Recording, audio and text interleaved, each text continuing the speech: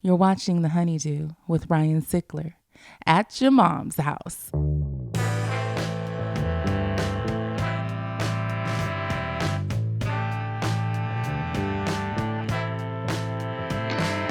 Welcome back to The Honeydew, y'all. We're over here at Studio Jeans doing it at your mom's house. I'm Ryan Sickler. Ryan Sickler on all social media, ryansickler.com. Go sign up for the newsletter.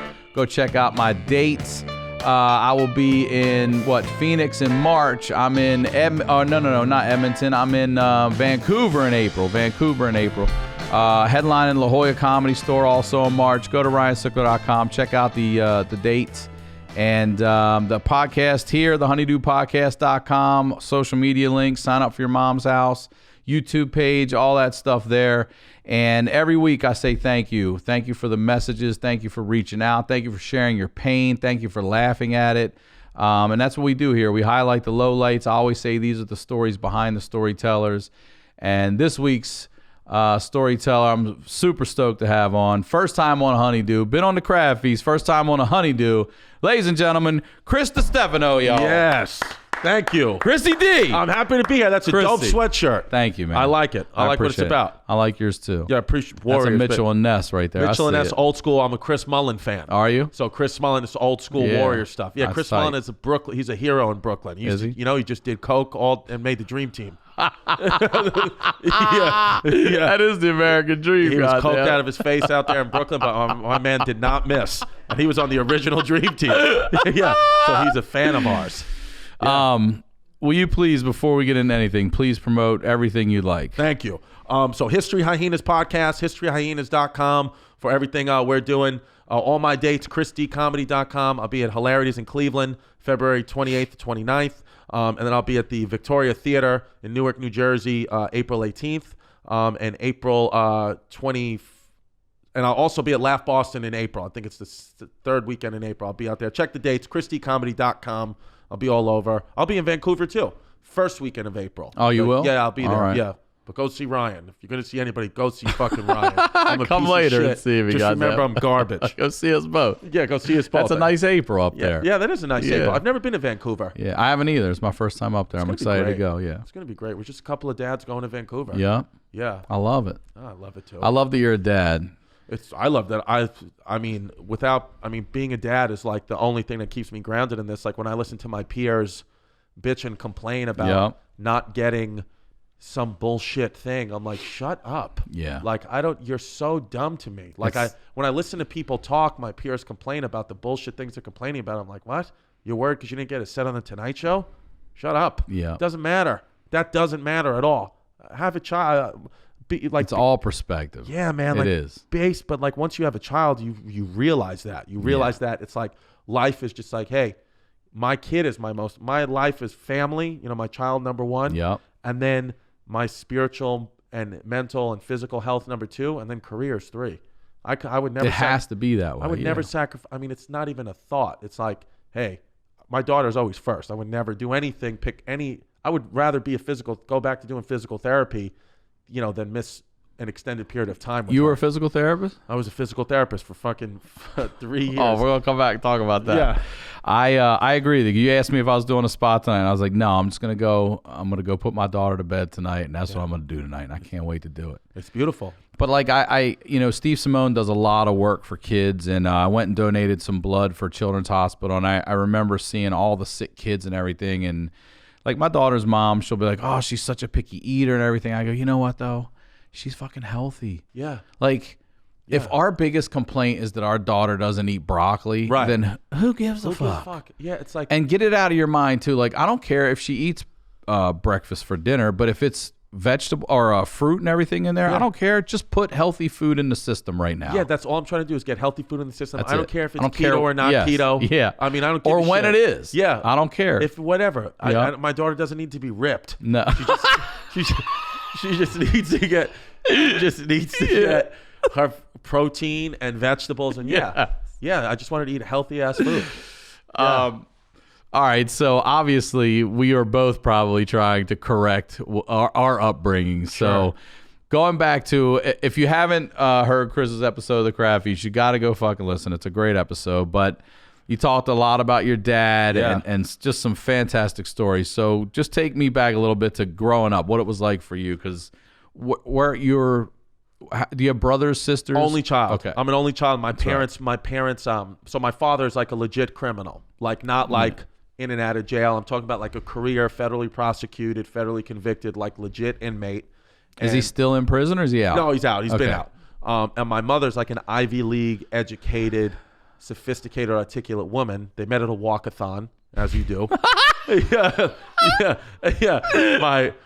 My mom was walking in the walkathon, raising money for cancer or something. She's just a great person, my mom. And my dad was doing community service on the side of the walkathon. Is that for real? I swear to God, I'm man. sure you said this before and I forgot. Yeah, he was like in an orange jumpsuit for what she says, picking up garbage.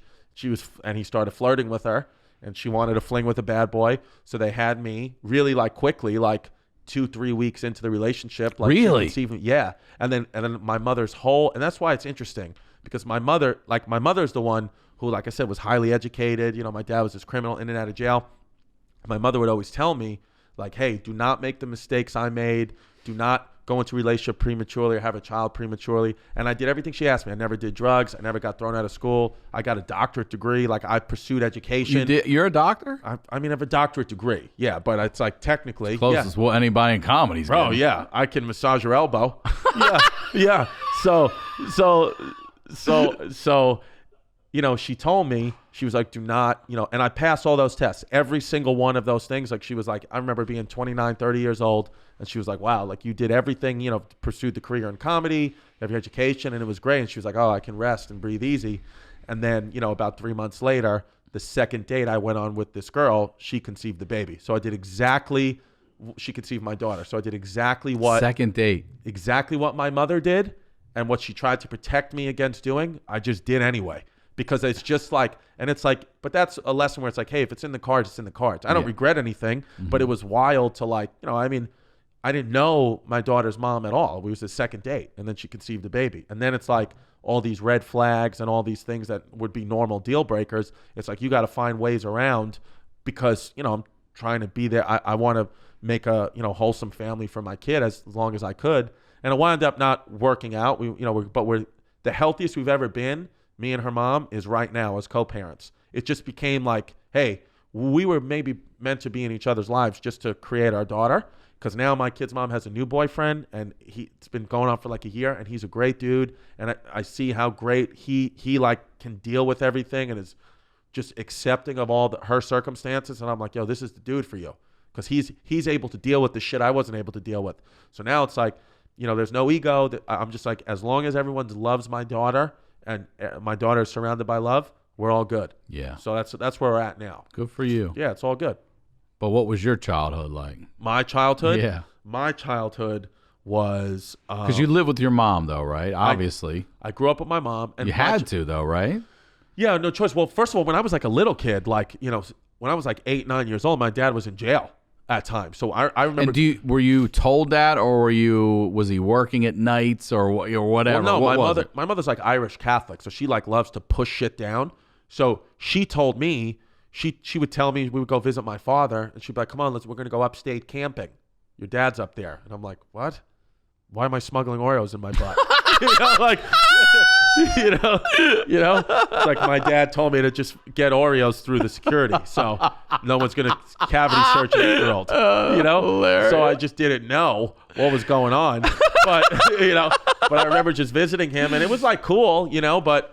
You know, see my dad and stuff, but I just grew up with my mom, and my dad was always real fun. Like, I have a fun dad. Like, you know, he would take me to Yankee games, and you know, I wasn't allowed to drink soda by my mom's house. And you know, as soon as we would turn the corner, my dad would just jack me up with Mountain Dew. I remember we were at Dwight Gooden's perfect game in May of no hitter in May of 1996. We were at that game, and it was like we were supposed to leave the game after like the 5th inning because I had a science project due the next day. So my dad was like, yeah, we'll leave after the 5th inning. We'll be home by 9:30. He can do his project, blah, blah, blah, blah. But then it's a no hitter in the 5th inning. So my dad's like, yeah, we're not leaving.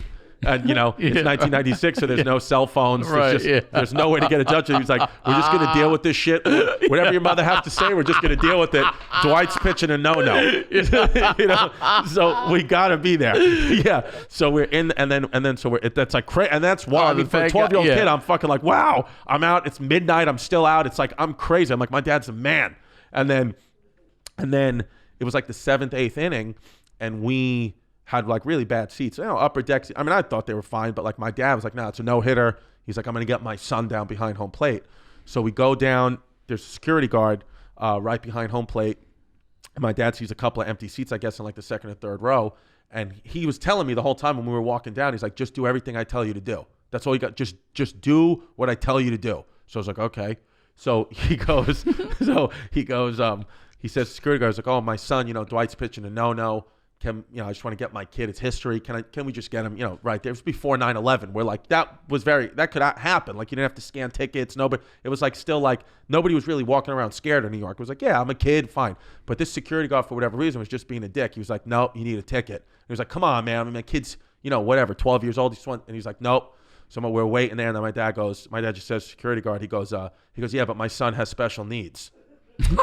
Yeah, I swear. And I looked up at him, my dad, and I was like, my jaw was like open, and I looked at the security guard, I swear, and the security guard was like, all right, have a good he was like, all right, have a good game. And then he went like that to my head, like gave me like a noogie. So I was like, and then that fucked with me, because I'm like, yo, I'm happy we got the seats, but I'm like, yo, do I have special needs? Is that another thing my mom lied to me about? Because I got a fucked up haircut, because my boys would make fun of me about getting a mushroom. They're like, oh, look at number 7 at the lemon tree bullshit haircut. And I'm like, yo, maybe I do have fucking special needs. And then I remember we were sitting there, and Mr. Perfect, the wrestler Mr. Perfect, was in the row right in front of us. And my dad was trying to get him to autograph my ticket, and he would not autograph my ticket, man. Like, he just wouldn't. People were just being dicks back then.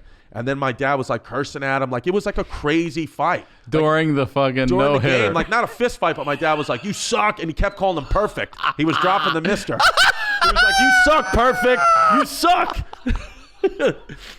And it was crazy. Like, people were laughing. But I remember even 12 years old. Dude, one time, this is another thing. I was like 7 years old, man. And I know this happened. I was 7 years old, and we went to my cousin's recital. So it's like all 7, 8-year-old, like it's a girl recital, whatever. Families there, packed out auditorium. My dad took me there. It was just me and my dad. He had to watch. We had to watch my cousin, whatever. And he didn't want to be there. He was like fucking, whatever. And the instructor of the ballet school was like this really beautiful, like 25, 26, like she was a hot girl, a hot woman. And like we're just sitting back there, and I could tell he's 10. He's like, wow, this girl's got some fucking body. And like saying shit like that. And I don't know why he did this, but like we were in like the very last row. She's 10. No. Oh. No, the girls, the kids who were dancing around were like, 8, 9, 10 years old. But the instructor is a grown woman. All right. And then the girls, the curtains close, and it's just the instructor on stage, and she's like, it's like pin drop silence, and she's about to say, for the intermission, she's like, refreshments for the intermission, and my dad just yells, "Show your bush!" Yeah. Come on, I swear. He yells, "Show your bush!" I swear. And how many people would you say are 400? And we were in the dead last row, man, row Z, and he yelled, "Show your bush!" and it was fucking wild. Yeah, and I remember like, "Show your bush!" and he didn't even like look at me or look around. He just like said it to say it, and then he was like, "Come on, I'll buy everybody candy." Yeah. I swear, man, that's the kind of dude my dad is. Like, even right now, I could tell you the kind of dude he is. Like 3 weeks ago, man. 3 weeks ago, he had to go to. Wait, how old is he now? Right now, he's 75 years old. Okay. Diabetic, 300 pounds, doesn't give a fuck. Christmas, it was Christmas Day, the day after December 26th. This dude's eating leftovers. He ate, half a tray of lasagna. He's a diabetic. Right in front of him. It was me, my dad, and my stepmom. Half a tray of lasagna in one sitting. 3 cannolis, a cup of coffee, and half a penny alla vodka with grilled chicken. And I was like, yo, Dad, slow down. And he was like, please. I didn't know I had a gay son. And then he's just shoveling you're more. Gay because I told him to like watch his heart health. You're gay. He's like, yeah, I didn't know my son blows guys, as he's just shoveling the pasta in his mouth. Fast forward 10 hours, guy has to get rushed to the fucking emergency room with congestive heart failure. He's like gargling. And I'm He like, really did? I swear to God, man. On that day? Yeah, and then he's like like when he talked, because he literally ate himself into congestive heart failure. Like the doctors were like, we've rarely ever seen this. This guy ate so much sodium that his body Fucking pussy. yeah, and then it was so funny because he's like gargling as he's talking, and even like him, I mean, this guy's got like machines, like he's not out of the woods yet, but he's like talking like he's gargling. He's like, yeah, he's like, I guess I sound gay now because he's like gargling in front of the doctors, and he's like, and the doctors are like, what? Yeah, like, they don't even know. He's like talking shit to me, laughing. He's like, I he's sound doing pretty gay now. callbacks. Yeah, he's like, what? I swallow some cum, and we're like, Jesus Christ. I swear. Yeah. 75. But, yeah. 75 years old. It's just how he rolls, man. Oh, God damn. It's how he rolls. So good. But there's a lot of lessons to learn from my father. A lot. Because it's like, my dad was the type of dad, well, I'll say, and, you know, now, of course, me being a father, my dad always had the right intentions, but the wrong moves. So the intention with the Dwight Gooden game was I want to get my son better seats.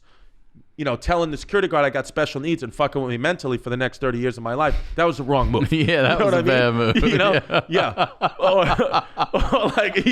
Or like, you know, I remember one time my mom was dating this guy, and then I was 15 years old.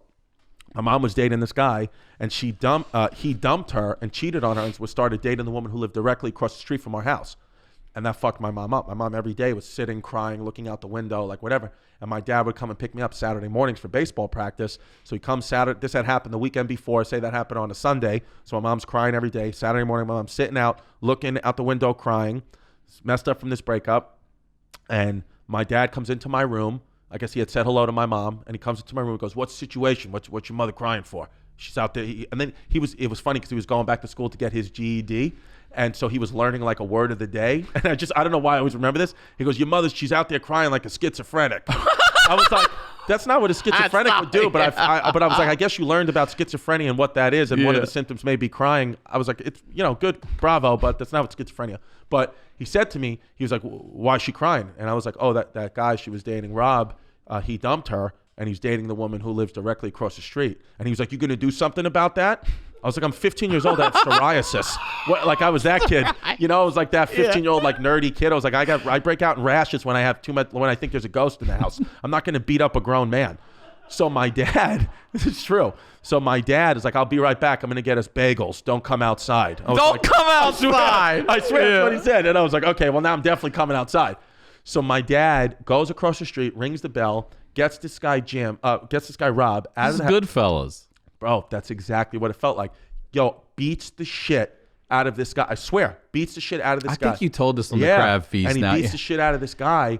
And like we were right outside, my mother screaming like, "You're gonna kill him! Stop!" And he's like beating the shit out of him. And then he comes across the street, and I'm sitting there like terrified. He's like, "That was your job." I was like, "What? I'm 15.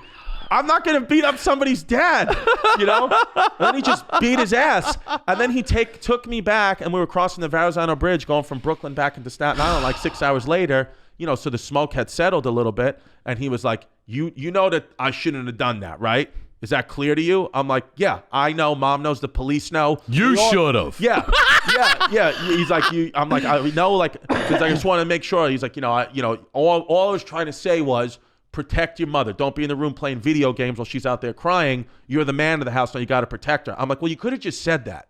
You didn't have to beat up the guy and, kick his teeth in. And he got a restraining order against you. Across the street. So it's one of those things where I have to say, like, how did your mom feel about that? Because it's one of those catch-22s, like, right. This guy cares about my feelings enough. I mean, we'll never be together, but he cares about me enough that he doesn't like seeing me hurt, and he hates that someone else fucking did that. Absolutely. So my mom would always say that, especially when I found myself in a co-parenting relationship. She said, do not follow your dad's blueprint exactly. She said, but what your dad always did have, what I do respect, is he always considered me as your mom still a part of him and a part of his family because I'm the direct link to you. He said, so she was like, I'd encourage you to do that with your current situation. Like, don't ever talk shit about your kid's mom. Yep. Don't ever disrespect her. Don't ever let anybody else disrespect her despite your problems. Especially don't air any dirty laundry out on social media or any of that bullshit, because the only one who's affected is the child. Yeah. And that's the only one I'm trying to protect.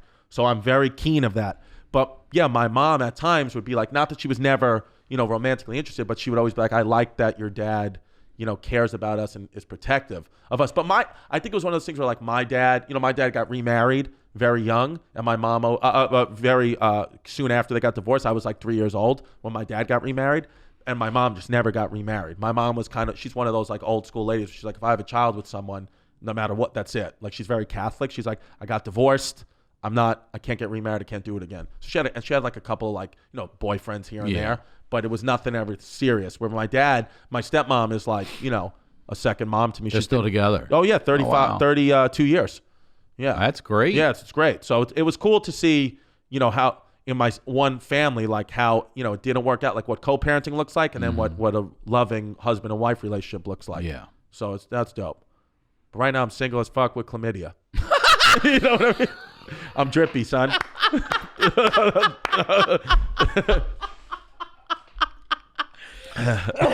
Well, you can get that taken care of pretty quick these days, thank God. That's antibiotics, man. Got that residual diarrhea. Get that in there, yeah. Get that in. Nah, I don't have it now. I'm clean. You boys, I'm actually celibate. 8 weeks. I got a blowy in Denver. A blowy? Yeah, in Denver? But as far as P&V, completely celibate, man. And it's good. When you remove that power, and now all my energy is just at my daughter and my career, things been happening. Yeah. Like if I would have forgot to fucking reach out to you guys probably even, or try to even, because I would just been focused on, I'm coming out to LA, I want to get pussy. But now I'm like, no, none of that, man. I want to go do all these podcasts so it's good. Now first time in my life, actually, I'd prefer a girlfriend as opposed to just being single. Yeah. You That'd know? be nice. Yes. Because I want stability on when my daughter comes to my house. It's like, I got a nice place, but it's like, there's no woman's touch. My couch looks like the front seat of a fucking car. I have no plates. My TV is on the floor plugged in. Shit like that. Like, I keep all her toys in a bean bag. Like, it's just guy shit. So I always laugh. I tell her mom, like, look, because I have a nice place and I got a nice room for her. It's all set up. I always say it's her place. I fucking pay for the damn thing. Right. And I told her, I was like, look, I already know there's no parent's going to let sleepovers happen at the single dad's house and shit. Like, that shit's not happening. It's all going to be done at your house and all that. So it was funny too. Like, my kid's mom came into my apartment to use the bathroom, to pick up my daughter to use the bathroom like a month ago. And she comes in, she's using the bathroom, and we play a lot. Like, me and my daughter, bath time or whatever, I let her bring all her dolls in there. So she comes out, and my kid's mom comes out with a long-ass blonde hair. And she's like, what fucking sluts are you having in the house around my daughter? You're a fucking pig. Because she's like really Puerto Rican and Latina. She's like, you fucking pig. What fucking sluts do you have around my daughter? You're disgusting. Yeah. You're a fucking disgusting pig. She's like, get my baby out of here. I'm like, that's Barbie hair.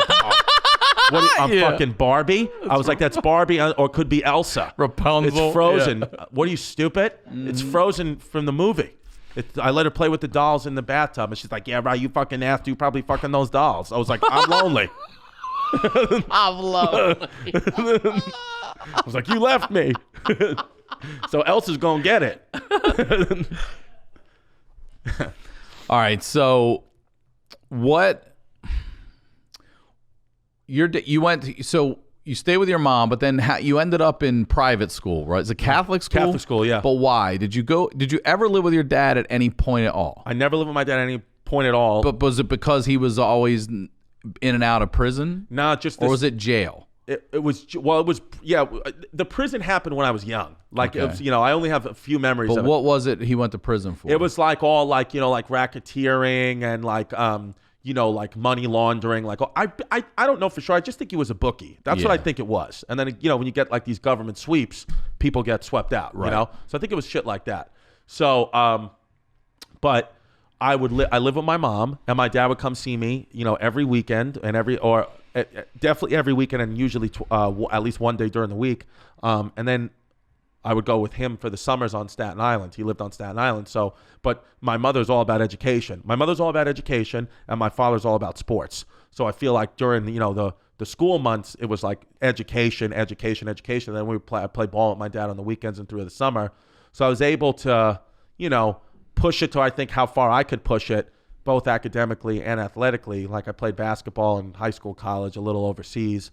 And then Did you really? Yeah. Oh, wow. Yeah, it was like basketball. Like, basketball was such a part of my life that my friends from my neighborhood who come to see me do comedy can't believe I don't mention my years of playing ball, because they're like, that was what you were known for. Like I was in the local newspapers, and I'm the all-time leading scorer in my college. All right, what college? Division III. So there's So like what? a girl on my team and shit. But you know, like what can you do? You know, everybody had to have their asthma pumps taped to their shorts. But still, I was dropping buckets on those fools. That's right. Yeah, yeah.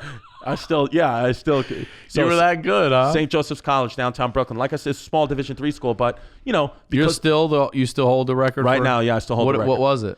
It was like 1,900 something points In 3 years, in 4 3 years? years. Only sophomore. I didn't go there when I was a freshman. I was on the Okay. basketball team. So Damn. sophomore, junior, senior. You did it in 3 years. Somebody else took 4. Somebody else took. Yeah, I guess if I would have played my freshman year, it would have been over 2,000. Wow. And so, but that's all because of my father. Like the same. And I feel like I was able to get my doctorate degree because of my mother. So I feel like as much as I got angry with them individually at so many points in my life, when I look back, I'm like, oh shit, they both had their reasons. You got the best of both. For why they were Yeah. pushing. One of them didn't care about sports at all, and I would get really mad at my mom for that. And then my dad would be like, fuck studying, fuck your tests. Yeah. You know, we're going to shoot this ball. And I would get kind of anxious about that because I'm like, yo, my mom's going to kill me if I fuck my homework up again. But my dad was like, don't worry. My mom was like, she's an idiot. I was like, she went to Harvard. You know? I was like, You go to prison. yeah, your nickname is Tony Balls. You know, my mom literally graduated from Harvard. So it's like, and she was like, yeah, she's dumb. I was like, okay, guy, you have 3 teeth, you know? So, but it was doing my dad, and my dad was just a wild guy. Like when I think back about some of the shit he used to do, like this is dead serious, to practice me shooting high arching jump shots over like big men. Like he wanted me to mimic practicing a jump shot over like a 6'9", 7 foot guy. He had this broomstick that he would hold up, and it was kind of was like in Castaway, like he had like a little he had like a little head on it. It was like funny, but then he put a piece of tape down and he wrote Leroy down it, and the stick was Leroy, and I'm like, that's fucked up, you know? I mean, not fucked up, but to him, he's like, yeah, most black guys named their Leroy. I'm like, if it's 1950, like, Yeah. and I was like, there's no reason to name it's an inanimate object, man. It doesn't have to have a race. Right. But that's just the way my dad is. But my dad, see, that's the interesting thing about like 2020 dynamics and being woke and everything. And I think there's some overcorrectness in the sense that like they just want to attack people when they come from different. My father just comes from a different time, but he leads with love. For example, in 2012, when Hurricane Sandy ravaged New York City, it fucked Staten Island up bad. Staten Island got like hit hard. People were killed and everything. And especially on the coast, those people, which is mostly Latin American families, their bungalows got destroyed. But my father lived a little inland, so he didn't have any damage. So he rented a U-Haul truck every single day and would go down and help the families out. He would help them load and unload their stuff, do all that. He didn't make an announcement about it. Like I didn't even know about it. I would call the house and be like, hey, to speak to my stepmom. I was like, hey, is dad around? He's like, oh no, he's down helping the people at the shore. And I was like, oh wow. And then he even took 2 separate families into his home for 2 weeks at a time to get that, because they didn't have a home, get the kids to school, fed them or whatever. So that's a great deed. But the way my dad is, like one of the families, the guy's name was Juan. My dad called him Jose. It's just what it's going to be. And I was like, his name's Juan. He goes, it's all the same shit. I was like, it's not, but okay. And then, he would tell the kids, like, don't steal my silverware. Yeah. Like old hack jokes, Yeah, He would be like, Dom Rickles. Yeah, like the shit Rickles. like that, like... I remember, he would be like, who wants to play baseball? And they're like, we don't play that, like things like that. But the family, the Latin American families he took in, like they're like, they love him. They still keep me cut. They love him. But if like some like social justice warrior today heard my dad say that, they would like want to vilify him. And it's like, yo, you gotta. Then Jose would show the fuck up Jose and be would like, listen, yeah, man. absolutely. Well, if he has his papers, if not, I'll call ICE. He better be a fucking citizen. This ain't 2012 anymore, player. 2012. It's Trump 2020 now.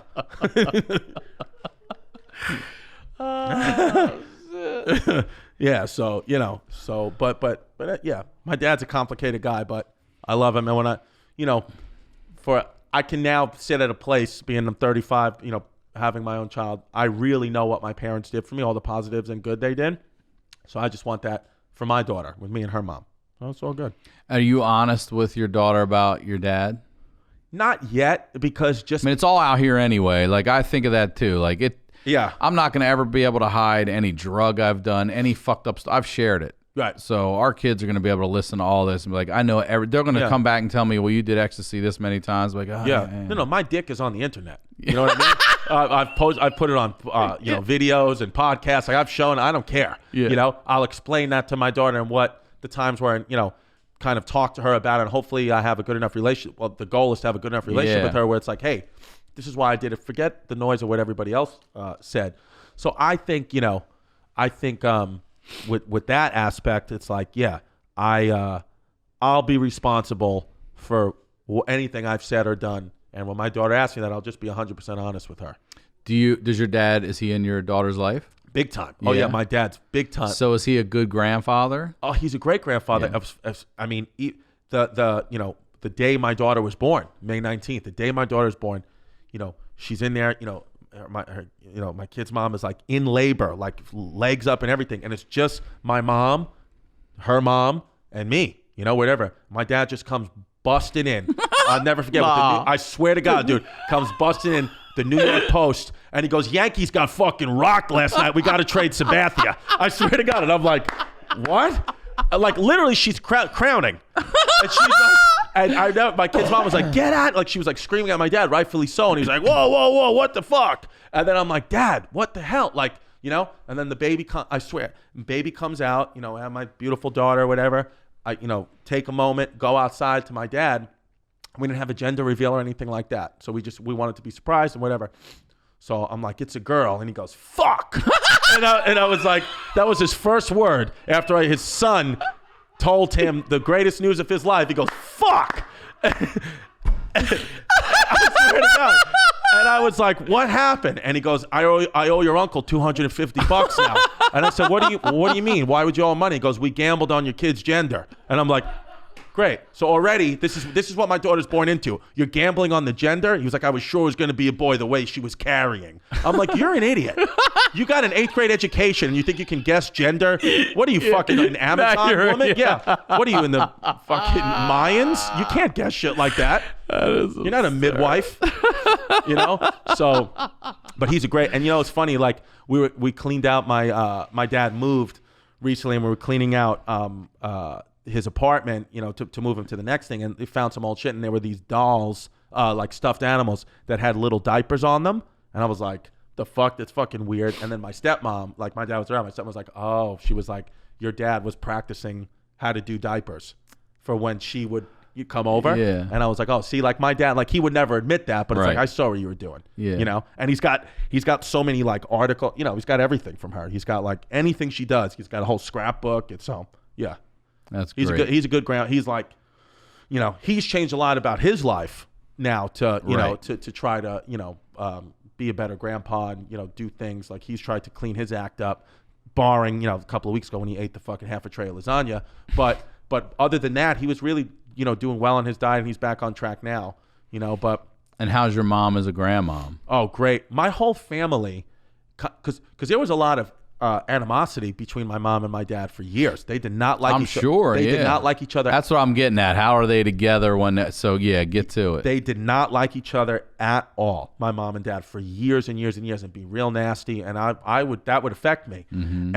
And when my daughter was born, she was like, they were arguing a couple of times, and I stepped in because I was like, hey, now it's like, this is like, it's like that Russian doll. It's like the family gets smaller. Like, you'll always be my family. I love you guys, but like my concern is my daughter and her mom now. Like this is my family. So I was like, if you guys want to be a part of my family, you have to stop arguing. I said, because of the arguments, if all that energy trickles into my daughter's being, I'm not going to allow it. I said, I will not let either one of you see her or be a part of her life if you're going to argue like that in front of her.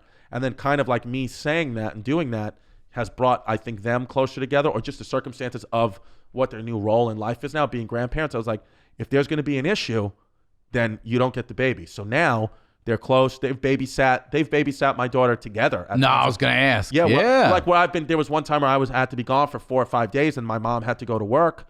And so my dad came to the house and like relieved her and like would watch the baby. Like, so they were like handing it off. But so it's brought, you know how it is, like children, it just brings everything together. Like if you're having family problems and it's like around a child, it's like you think it selfishly, because there really should be no problems. Like, especially if your child's healthy and everything's all good, So they're good.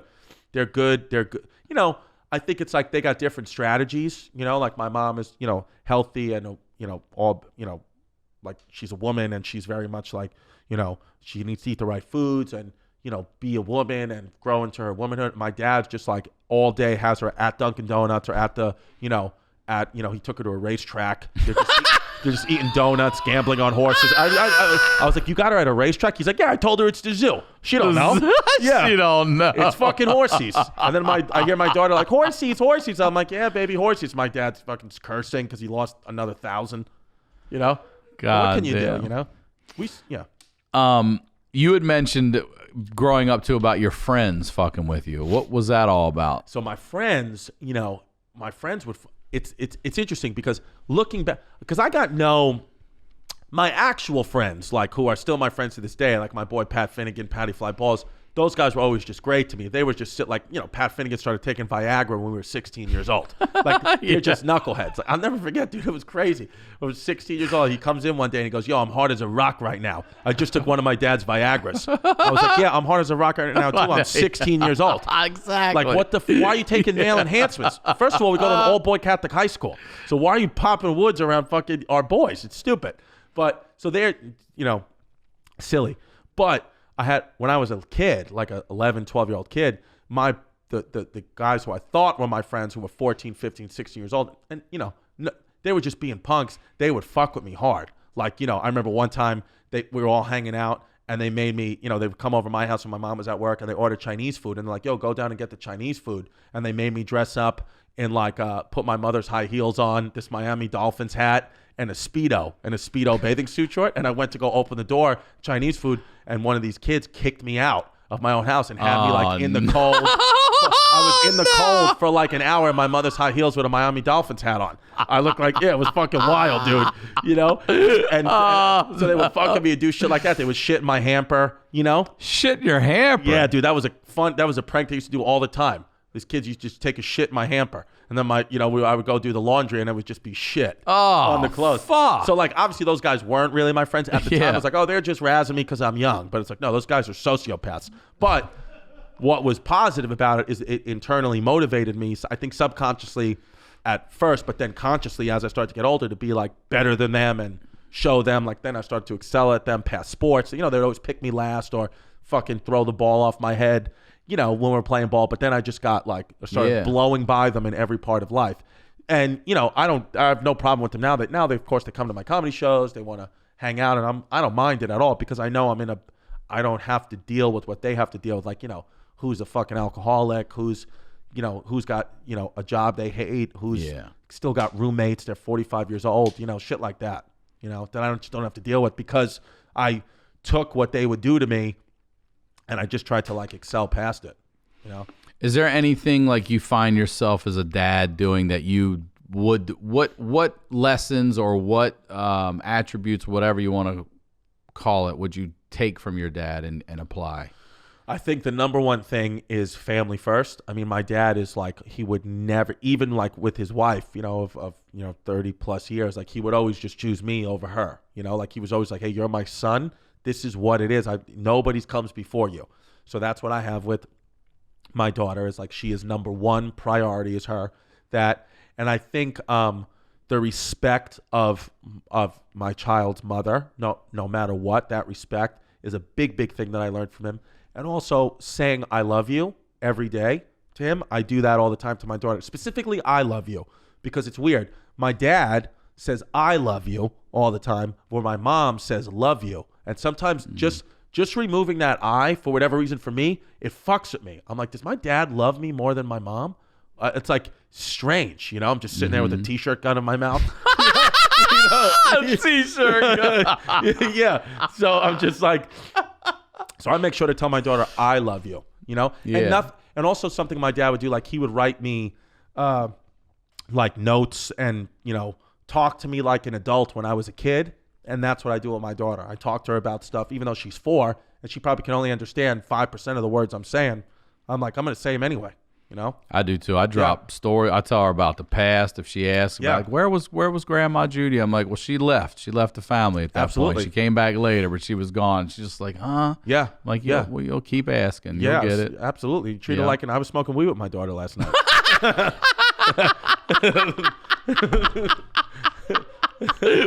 4 years old, fucking rolling joints in a diaper.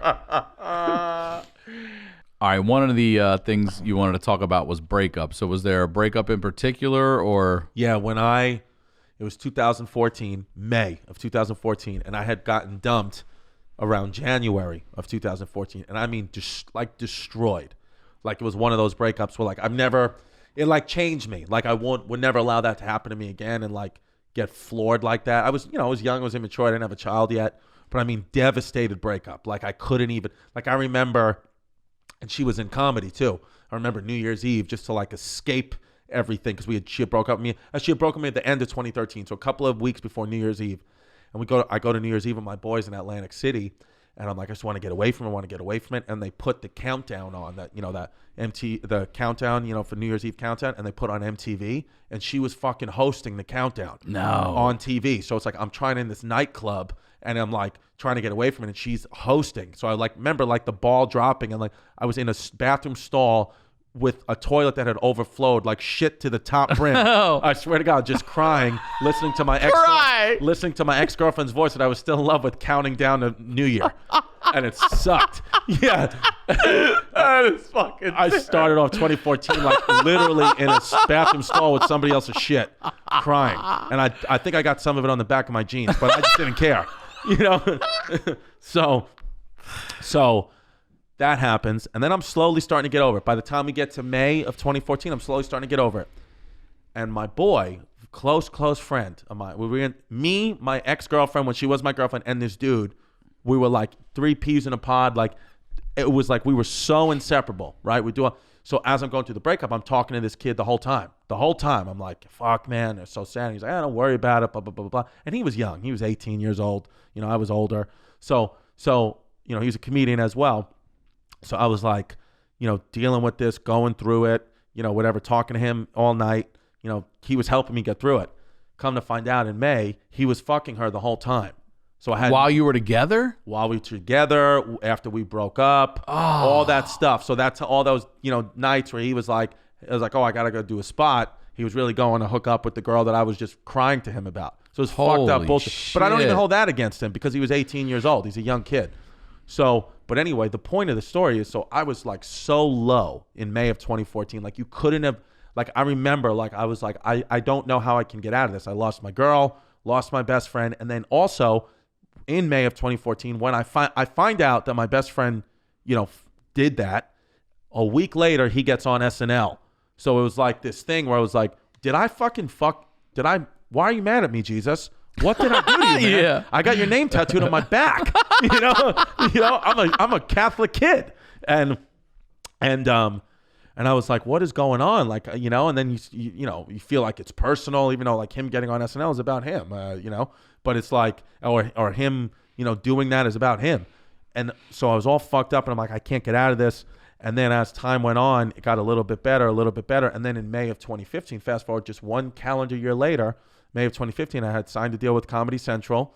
I was on a sitcom on IFC called Benders. And the most important of all, my daughter was born. So I was like, yo, in just a year, I went from the worst month of my life to the best month of my life. Like, so I was associating May, right? Like in July of 2014, I was like, May is always going to fucking suck. And then now I only associate May with happiness because it's like, my daughter was born in that month, So it was like a nice lesson for me in life. And now it's like, even now, some of my friends who have went through breakups or went through hard times, I'm like, you don't understand how quickly this can change. And I didn't have that experience to give anybody that advice before I went through it. So It was one of those things where I was like, I don't regret going through that at all, even though it was extremely painful. I'm like, I am so much of a better guy now because I went through that. And now it's like, and if just how time heals all wounds, it's just like, I mean, I could literally see that girl and that guy, they could have sex in front of me and I'd hold the camera. I'm like, what do you guys need me to do? Like, I couldn't care less about, I couldn't care less. And I could genuinely just be happy for them in whatever endeavors they have. So it's strange how your brain, it's all chemical. That's what I've learned about love and all. It's like that shit is just chemical, man. Like the love I feel for my daughter feels like it's from a higher power, feels like it's some universe moment. I don't know what it is, but I know it's real, where everything else is just like, oh, these are just little chemical tricks in my brain. It's like, when now my boy was going through a divorce and he's like, man, I want to get out of this. Like, he's like, I can't escape this mental pain. I was like, bro, just drink water. Drink as much water. You just pee out those chemicals, man. The more water you drink, you're going to pee out these breakup chemicals. It's fucking science, breakup chemicals. Just drink, man. All you got to do is pee. That's what I tell people now. Yeah. Yeah. So what would you say, like, do you see any of your dad and you that you're like, as parenting? Have you seen any of that? You know what?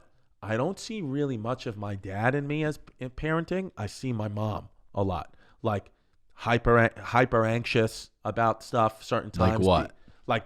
Like just being like, everything, like needing to know like every single thing that's going on, like with my daughter at times, like not having faith in her mom. Like if her mom takes her to the doctor, I'm like, I need to call the doctor. Or if her mom's like, she did her homework, I'm like, I need to call the school and make sure the homework is done. And that's coming from my mom because she's very much like German, like educated, like this will be done. Yeah. And I realized, and that would piss my father off. He was like, yo, you need to trust me as a parent here. And sometimes I find myself not, subconsciously like not trusting her as a parent. It's like, that's her mom. Like, it's even more from nature. She's even closer to. She's the only person in my life the same mistake that is closer to my daughter than me is the mom, because like she came out of her body. So but I can check myself now, and when I realize I'm doing it, I'll usually like let some time go by and send an apology text and be like, hey, I'm sorry, I was getting a little crazy. I just I have a fucking hyper anxious mom, and my dad was in jail when I was a kid. So there's issues that come with me. Yeah.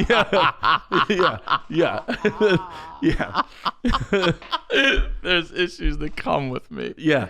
So, but that's what I would say. I would say it's not really my dad. I see my mom. My dad, you know what? Because my dad was a gambler. My dad gambled a lot with money, and that's what caused the initial breakup with him and my mom. Is he gambled some like savings that they had, and it was always gambling. Was it always the horses or anything? Horses, sports betting. Oh, that's even to this day. My dad's like, you will never learn. Like, I don't know. I know I look like and all my friends know how to do it, but like when people gamble on sports and talk about parlay and betting and all that, I don't know what those terms even mean, because my father insisted. He was like, I don't care if you could do fucking heroin, just do not gamble. Never gamble, because he's like, that's the mistake that I made. And so I was like, oh, I don't. Obviously, I never did drugs either, but it's like, I never gambled. I would stay clear of Vegas and Atlantic City. If I would go there, I would just chill in the casinos, but I don't even know how to play the games. Like, yeah. So I'm like good with that. But I realized like there was times where like I gamble in other ways. I would gamble like, fucking hooking up with girls. Getting that chlamydia. Getting that chlamydia, going raw, going raw daddy, doing stupid shit. Like even having a child on the second date of someone, all that was gambling. Yes. You know what I mean? Yes. In a way. So I know that about myself now. So now it's like, I check myself in that way. It's like, yeah, I'm never going to pick up a card game. I have no interest in doing that. I do love girls though. So it's like, you got to like, be smarter, but that's why I've, try to make bigger changes in my life. Just, I'm not chasing it anymore. I'm just trying to look for something that's more long lasting, and, people grow. I mean, I'm definitely going to try to have sex with a woman tonight though, because talking to you makes me horny.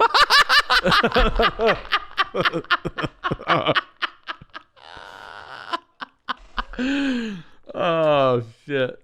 Yeah, dude. What about some other breakups? Have you ever had like an embarrassing breakup, or just?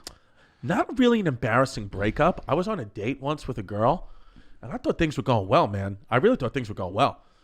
It's like 2 years ago, and my daughter was already born. Yeah, and we were having a good time. We're in the back of a cab in New York City, and the cab's slowing down to stop at a red light. So he's going about 10 miles an hour, and the woman opens the door and rolls out of the back of the cab. Come on, dude. I swear to God, dude. She was on her phone, and it was just like, peace, and just rolled down 3rd Avenue in Manhattan. And then, the cab driver stopped, and we were like, what the? And like, I open the door, and she starts fucking sprinting down 3rd Avenue. I said, it was crazy. And then send me a text like 12 hours later. She was like, I'm sorry, I shouldn't have left like that. I'm like, what? Yeah. No shit. What the fuck? And I'm like, did I do something wrong? And she was like, nah, it's all me. You're a good guy. And I've played so many scenarios in my head. Like, what did I do? Did I say something? And then like my dad, like I told my dad that story. I'm like, did I say something or whatever that is? He's like, you know what it was? He's like, you know what I bet you it was? She had to take a shit. You know what? That's what he said. He's like, if I'm removing emotions and he's like, I'm a 72-year-old guy. The girl had to take a shit. You might be spot on, actually. He's like, and listen, after you roll out of a moving vehicle, it's hard to come back from that. He just breaks it down as you're just sitting there eating Oreos. He's like, watching the game. He's still eating the Oreos. Yeah, he's like, she had to take a shit, and that's it. It's embarrassing. And you move on to the next chick. No biggie, Chrissy. He always calls me Chrissy. Yeah, Chrissy. No biggie, Chrissy. Yeah. That's probably what. Yeah. Probably really what That's happened. probably actually what it was. That's probably actually. Yeah. Oh, that's so good. Yeah. So, yeah. You know what I love about your dad is like, it's all about principle. Yes. For him. Like, what other stories do you remember of, like, did he ever get into it with coaches or anything like that? Or coaches, he was constantly, he was the dad that was thrown out of games religiously. Like thrown out of games for no reason. I mean, he would get thrown out of CYO, it'd be 11. Was he yelling at the umps, the coaches, everybody? Everybody. Dude, I remember one time, he was my baseball coach, right? I was going to ask him. And I was up at the plate. And I was probably 10. And I got hit by a pitch. And I fell down, like, at the plate. Like, I fell down and, like, I wouldn't get back up. And my dad was, like, waiting. And then I'm, like, waiting for my dad to come. But my dad won't leave the dugout because he's like, go to first base. And I'm, like, whimpering. I started to, like, cry. So my dad is, like, comes out. He, like, gets me at home plate. And he's, like, walking me to the first base. And he's, like, stop fucking crying. He was like, you're embarrassing me. Stop crying. Stop crying. And I'm like, yeah. How old are you? I was, like, 10 years old. I had, like, a big welt on my arm for, like, a week. He was like, stop crying. He was like, I got to talk to your mother. He goes, because I used to watch that movie Little Women, and I don't know. With my mom and my aunts. Your mom. That's what he said. He's like, have you been watching Little Women again? He's like, and I swear to God, I remember he said to me, he goes, I told your mother to not watch Little Women on days when you got a game. On days when you have a game? Yeah, because it will fuck up my emotions. Yeah, I swear. So I remember, man. I'll never forget. He said that, and then he yelled at my mom about it. He's like, dude, stop showing them Little Women. Yeah, because I was fucked up. And then my mom would always be like, oh my God, Tony, relax. Yeah, he was crazy. Yeah, I mean, he is a crazy guy. Shit. They would throw him out, though. Throw him out. He got thrown out of games. He got thrown out of basketball practices, But he was the dad, like, especially when I was playing college ball. That's what I want to ask. What about high school and college? Like when you mattered, High school and college, he was always there, especially college. I mean, he would travel, if we had a game, from, the college was in Brooklyn. If we had a game in Western Pennsylvania, that's a 5-6 hour drive. I mean, we're staying overnight. Nobody's parents is coming. It'd be a Wednesday night game or whatever. Nobody's parents are coming to that. Like, we'll be back. My mom certainly wouldn't come, and my dad would be there. He'd just get a Holiday Inn somewhere, maybe sometimes come with his wife, sometimes come with his friends, sometimes come by himself. He would just, and sometimes he wouldn't even tell me. He would just be in the stands because he had this yellow. He had the schedule and shit. Yeah, he had this yellow and blue Columbia jacket. And I would be, and you would always know, even if it was like a packed game, like, and you couldn't really make him out, you would always be able to hear him. Like if something happened, because he would always yell. He would always curse, Yeah, and it was like crazy. Show us your bush. Show your bush. Yeah. Yeah. I mean, and he, he would yell like fucking, crazy shit. But he's, it's one of the things about my dad is like everybody loves him. You know what I mean? Yeah. Like everybody's his friend. Like he's one of those guys. Like even when he in the neighborhood I grew up in, so he didn't grow up. He would come into that neighborhood to pick me up and take me to games. And he lived on Staten Island, Brooklyn neighborhood. My mom's neighborhood. Everybody knew him there. He knows more people in my mother's neighborhood than my mother does. Like because everyone's like he's just like he's talking. He's always like what do you want? Saying hello to everyone. Did you lose weight? He just fucking knows how to schmooze and bullshit. So I feel like as far as comedy goes, because he knows nothing about comedy, but I remember when I first started doing it, he was like, Chris, he was like, you're funny enough. That's what he would always tell me. He's like, you're funny enough. He's like, but I think the bigger thing is, he's like, people like you. He's like, you got a likable face, you smile. He said, I think that'll get you further. He's like, everybody's fucking funny, you know? He's like, and he says, because he just doesn't care about politically correct terms or anything like that. You know, he's like, any fucking retard can tell a joke. That's what he said to me. That's what he said to me. You know, like in public, we were on the subway. I swear, he was like, any fucking, they can all tell jokes. I mean, you give a kid fucking anybody, they'll all do it. But not everybody could be likable. So he's like, I think that's what you got going for you. But he's like, that's natural. He's like, you're just a good kid. So I was like, oh, thanks. What would you say was the time you were most embarrassed by him? By my dad? Most embarrassed by him? There was a time, I told it on the last podcast, I guess when, on the Crab Feast podcast, I guess when on 9/11, when I hit a kid in the head with a chair because I thought my mom was dead, and my dad came into the principal's office and threatened to kill him. But I mean, really did. Like, it wasn't like, oh, I'll fucking kill you. It was like, Chris, lock the door. Yeah. And he's a priest, and right? He told the principal, who's a priest, he said, I'm going to give you 2 options right now. I love it. He goes, the second option's really going to suck for you. He goes, I'd suggest taking the first one. And then he said, listen, first option, you're going to put my kid back in school. The second option, I'm going to come over there and I'm going to beat the shit out of you. And I'll never forget, he said, I'll break both your kneecaps. He said, you're going to think that I learned that line in a movie. He's like, I'm one of the guys they write the movies about. I'll never forget he said that. And then he said, I'll call 911 right now. He said, I'll tell the police where I live, what I'm about to do. I'll leave it on speaker as I'm doing it. He said what he said.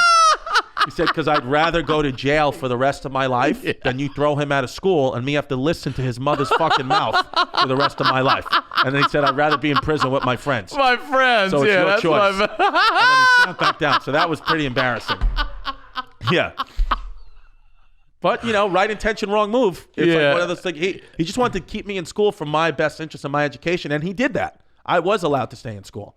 But were you a good student when you were, what'd you graduate with? You had to be good enough to play sports, though. So what are you, what's that, a 2.5? 2.5. I probably had a 2.5, but okay. High school and even undergrad, academics were just like, my mother was on me about doing them and I would do them, but it wasn't like, I wasn't top of my class at all. It was when graduate school came along, for whatever reason, something clicked inside of me. I guess my academic potential that my mom always thought I had. So you went through, you did your 4 years of college. Yes.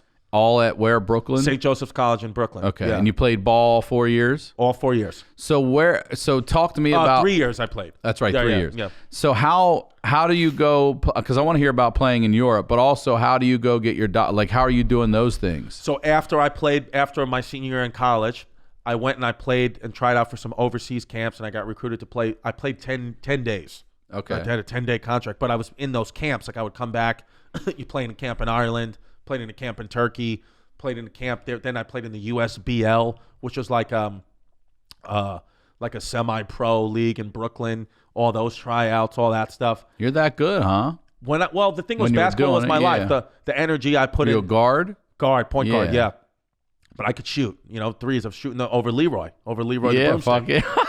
So I could just shoot threes. And Chris Mullen is my favorite athlete of all time. So he could shoot, I could shoot. That's what I obviously can't shoot as good as him, but that's what I wanted my game to be. So, after getting cut the second time, I hurt my ankle. I was like, I gave up a little too early. Sometimes I do regret that. I'm like, I should have kept pushing to play more ball. But I don't regret it now because I love what I do in my career now in comedy. But I was like, you know what? I want to work around athletes. I want to stay part of sports. So how can I do that? And then I applied to some physical therapy schools. I went back, took some prerequisites, some night classes. You have to take chemistry and physics and all that. It's a doctorate level program. So I wanted to do it for a while. The whole reason I graduated with a Bachelor of Science instead of arts in mass comm is because I started off wanting to do physical, and I took human anatomy and physiology and all that shit. Yeah, and then I was like, I can't hang. I couldn't hang. It's crazy.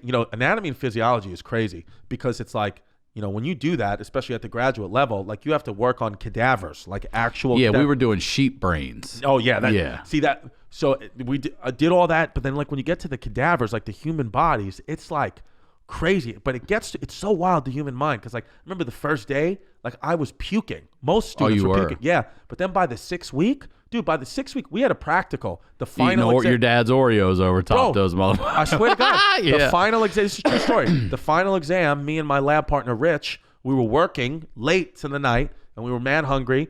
So the cafeteria was open 24 hours. So all they had was fettuccine Alfredo. So I got fettuccine Alfredo, and I was eating it while we were studying over this dead body. And then I didn't know, but a fettuccine noodle had fallen. Nah. A little one had fallen into the cadaver. Fast forward the next day at the test, he had pinned the doctor. His name was Dr. Futterman. He had pinned down a piece of the small intestine to, that was like one of the questions on the test, like, what is this? And you could see, like, right next to it was that fettuccine noodle. Tried up, and Rich looked at me. He was like, that's a fettuccine. And I was like, wow. And I could see certain students looking at it, like, because I was fucking them up. I was like, that's not part of the small intestine. But so it's interesting how your mind just, is able to accept shit. But, I want to work with athletes. I want to stay around athletes. So let me do physical therapy. And then I started working outpatient orthopedic after I got my doctorate and my license. And people come in bitching about like, I have a pulled muscle in my pinky or my toe hurts. And I was like, I can't fucking do this. So I started to work. I got a specialty in pediatrics and I became a pediatric physical therapist. Really? Yeah. Working with like mentally and physically handicapped kids. And that job is extremely gratifying because you're actually making a difference in this child's life. Yeah. You're teaching him or her to sit or stand from a wheelchair or walk upstairs for the first time dude. or pick up a ball. Like they don't have those motor functions. So, it was school in New York. So I did that for 2 years, and then I was simultaneously doing comedy, and it got to a point where I was missing days to like go on the road or appear on the radio and do stuff like that. And I felt like it was unfair. It's like these children, like you can't mess up their routines like that, especially the ones who are have autism or other certain disorders on the spectrum. It's like you can't fuck with their schedule like that. So when I call out, you got to get a substitute, and he or she doesn't know the routine. And so I was like, I need to pick one. And I was like, I want to do comedy, but I still go back and visit the kids. Do you really? Yeah. Oh, that's great. I work. Some of them now, most of them actually now have graduated to a new like a high school level program. But stay around, keep in touch. The kids that can communicate on social media that allow them to talk, whatever they want. It's great because you bond with those kids. And it's interesting too. I'm happy that I worked there because it's like these lessons where man, a 5-year-old kid or 6-year-old kid that's wheelchair bound, like they think like adults. Like, all the little bullshit problems that our kids have, it's like they don't care about that. Like they'll just be like, yeah, I just wish I could take one step, Yeah. So they don't. And even actually, it was crazy. Even when I was going to leave physical therapy to go pursue comedy, I was talking to this one kid who was very high functioning. He had cerebral palsy. Cognitively, he was great, but he just, he had no use of his legs. So he was in a wheelchair all day. And it was cool because like you could convince him that, he was like, oh, I want to walk. I'm like, you don't want to walk, dude. Your legs are wheels. You're like an X-Men. And then so that's part of the job too with the kids, like be like, yo, what you have is cool because you have to accept it. He's not going to be able to walk. So you have to tell that kid like, hey, just get comfortable and your legs are wheels. It's dope. So he I was telling him, we were throwing a ball back and forth. And I was like, oh, I think I'm going to leave. I'm struggling if I'm going to leave physical therapy to go do comedy. And he was like, what's the struggle? And I was like, oh, and it's wild that I even started talking to him. He was 6 or 7 years old. And I was like, I don't know, man. I don't want to leave you guys. I was like, I love this job. I love this career. But, I love comedy too. He's like, isn't comedy your dream? And I was like, yeah. He's kid's like, 6 or 7? I swear to God. That's what I'm talking about. Like when you talk, they're so focused because they're not worrying about the bullshit. They're not distracted. They're like, he was just like talking to me as a grown adult would. And he was like, I think you should go for it. If it's your dream, you should go for it. And I was like, what? Are you serious? Like you're a kid. Like you have applesauce on your shirt. Yeah. And he was like, I think you should go for it. Maybe you'll never get another chance again. You should go for it. He's like, we'll be here. He's like, if you get on TV, we'll ask, one of the teachers, Mrs. D, we'll ask Mrs. D to put it on TV. And I was like, I was like, oh, I just got to use the bathroom, fucking bawling my eyes out, crying. It was amazing. Wow. So yeah, so working with those kids, that's a huge part of everything I've done in my life too, because you just learn how to be an adult. I love that empowerment thing. I got hired a while back to produce this piece for Microsoft. And one of the things that they were doing was these 3D printers were printing prosthetic limbs for these kids. Sure. Hell yeah. And what they did, instead of just making this weird looking thing was they decorated it with like Iron Man or Marvel superhero shit. Right. And what that ended up doing was empowering the kids, because instead of a ooh, ooh, ooh, it became, oh, that's cool. What is that? And these children would then come over, talk to them on the same level and learn about their disability, as opposed to being scared of it, ignorant to it, and making fun and rejecting it because they don't understand it. Yep. Yes. And I was fucking, I was like, that is fantastic. That's where like that whole debate right now is with education. It's like inclusion or exclusion. Like, would you put a child, in a wheelchair or that has like some of these problems? Would you put them with regular able-bodied children, or would you put them in, District 75, it's what it's called in New York City, which is for the handicapped children. And I was always an advocate. I was like, put these kids in with all the other kids. Just don't try. They're going to be in life with all these other people. It's like you're not going to be able to put. There's no District 75 jobs. You know what I mean? Like they're going to go out into the real world. So do it now. Yeah. But it's a state by state thing with which schools decide, which states decide to do and which states don't. Well, dude, thank you so much for coming on here. You're fucking awesome. Thanks for having me, man. I love you, dude. I love you. I'll kiss you on the lips right now. No, well, you got chlamydia. You can stay right over there. That's true. I don't think I have it in my mouth. Maybe I do. You might have it in your throat, bro. You might have it in your throat. Yo, probably. Oh, yeah. Advice to your 16-year-old self. Please. Advice to my 16-year-old self? Yes. Advice to my 16-year-old self. Now, you're saying it doesn't have to be specifically me, just if any... You go back to your 16-year-old self and you can say whatever you want. You can say, hey, when you're 40, ... It can be, or it can be, hey, next week, whatever. You can be 60, you can be whatever you want. You're just dropping this on your 16-year-old self. I would say if I could some advice to my 16-year-old self, I would say to him, if it's not going to matter in 5 months, don't give it more than 5 minutes of your time. Stupid. I like that. I would say accept things as they are, not as you wish they were. George Washington was famous for that. He was able to accept things as they are, not as he wishes. And I would say another Winston Churchill quote that I love. I would say success is not final, failure is not fatal. It's the courage to continue that counts. I would say that. That's great. And then and then of course pull out, glove up. You know what I mean? And I'd just say, go Yankees. Yeah, I would say those things. Yeah. One more time, promote whatever you'd like, please. All right, man. Thank you. All my live dates, ChristyComedy.com, February 28th, 29th, Hilarities in Cleveland, April 18th, Newark Theater, Newark, New Jersey, Victoria Theater, Newark, New Jersey, and then late April, we got Laugh Boston. So ChristyComedy.com for tickets, HistoryHyenas.com for all the podcasts, all our podcast stuff that I do with the great Giannis Pappas, and that's at History Hyenas on Instagram and Twitter. Dude, thank you. Thanks for having me, so bro. much, for real. Appreciate it, man. I am Ryan Sickler on all social media, ryansickler.com. We'll talk to you all next week.